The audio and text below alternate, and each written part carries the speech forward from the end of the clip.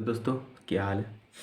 तो मैं बहुत दिनों से ट्राई कर रहा था ट्रेडिंग से बहुत ज़्यादा पैसे अर्न करने की। बहुत ज़्यादा इसलिए कहा क्योंकि मैं बिगिनर हूँ, सबसे पहली बात।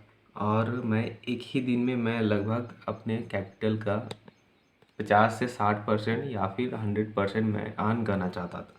तो ये है ना, बहुत गलत बात है कि आप एक ही दिन में आप उतना ज़्यादा कमाना चाहते हैं, और साथ ही मेरे पास स्किल मतलब उतना ज़्यादा एक्यूरेसी नहीं है कि मैं एक दिन में उतना पैसा बना सकूँ। हाँ, बनाते हैं कुछ लोग $100 से 1000 एंड 10,000 $50,000 बना लेते हैं, बट उनके पास एक्यूरेसी होती है और मेरे पास एक्यूरेसी नहीं होती है। ठीक है, तो यही चीज़ है।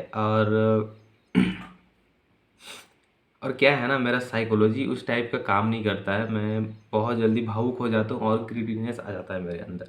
तो मैं उस चीज़ को हटाने के लिए क्या करूँगा, मैं एक दिन में अपने कैपिटल का 10%, 20% या 25%, हाईली 25% तक मैं निकालूँगा। यानी अगर मेरे पास थाउजेंड रुपीज़ है, ठीक है, तो मैं उन उसका कितना निकालूँगा, एटलीस्ट 25%, ₹250, या फिर 10% हो जाता है ₹100। ठीक है, तो मैं इतना सारा निकालूँगा, मतलब ₹250 तक ही निकालूँगा, उससे ज़्यादा मैं निकालूँगा नहीं। मुझे लॉस होता है तो लॉस मैं एटलीस्ट उतना ही का झेलूँगा, जितना मेरा प्रॉफिट होगा उतना ही का झेलूँगा। ठीक है, यानी अगर मेरा 250 का प्रॉफिट मैं जनरेट करूँगा एक दिन में, तो 250 का ही लॉस मैं झेल सकता हूँ। ठीक है, तो ये दो चीज़ें मैं अपने ट्रेडिंग में, इस ट्रेडिंग स्किल में अप्लाई करूँगा।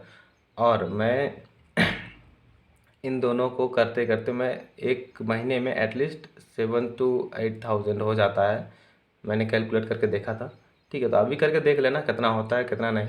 तो अगर भाई, अगर बैठे बैठे आपको महीने में 7 से 8 हज़ार मिल रहा है तो क्या गलत है बताओ। और ज़्यादा देर बैठना नहीं है, बस 1 से 2 घंटे बैठना है, इतना पैसा आ रहा है। मतलब थोड़ा सा आपको साइकोलॉजी को सुधारना पड़ेगा, आपको ग्रीडनेस हटाना पड़ेगा।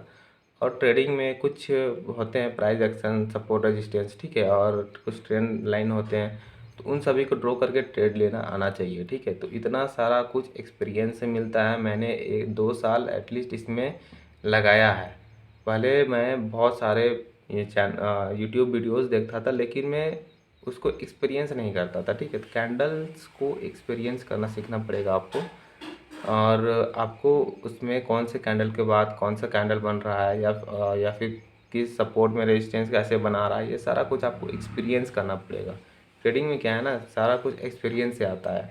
नॉलेज तो सबके पास होगा, ठीक है, लेकिन जब आप उस फील्ड में उतरोगे नहीं तो आपको कुछ मालूम नहीं होगा। ठीक है, तो ये चीज़ आपको जानना पड़ेगा और एक्सपीरियंस करना पड़ेगा। तो चलो, मैं कल से रेगुलर वीडियो डालूँगा। ओके, और मैं क्या करूँगा ना, उसे मैं एक ब्लॉग की तरह बनाऊँगा। आपके सारे वीडियो ब्लॉग की तरह आएंगे, और मैं आपको अगर आप कमेंट करते हो, अगर आपको ट्रेडिंग सीखना है तो मैं उसके ऊपर वीडियो लेकर आऊँगा। उसे मैं प्लेलिस्ट में ऐड कर दूँगा। ठीक है, तो कल से मैं ब्लॉग बनाऊँगा, जो प्रॉफिट होगा उसे मैं कैसे यूज़ भी करता हूँ। ठीक है, जब तक आप ट्रेडिंग में पैसे कमा रहे हो और उसे आप अपने मतलब खर्चे नहीं कर रहे हो ना, तो आप में एक जुनून नहीं आएगा कि भाई मैंने इतना ट्रेडिंग से पैसा कमाया तो मैं इसको कैसे यूज़ कर रहा हूँ। तो यूज़ करने से क्या होता है ना, मतलब आप उसे खर्च करोगे किसी चीज़ को खरीदने में। अब माँ बाप के कुछ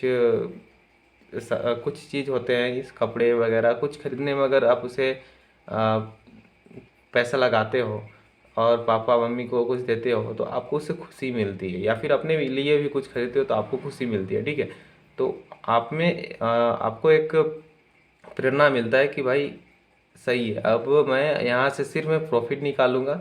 कंसिस्टेंसली प्रॉफिट निकालना बहुत बड़ी बात है। ठीक है, तो इसके लिए आपको बहुत मेहनत करनी पड़ती है।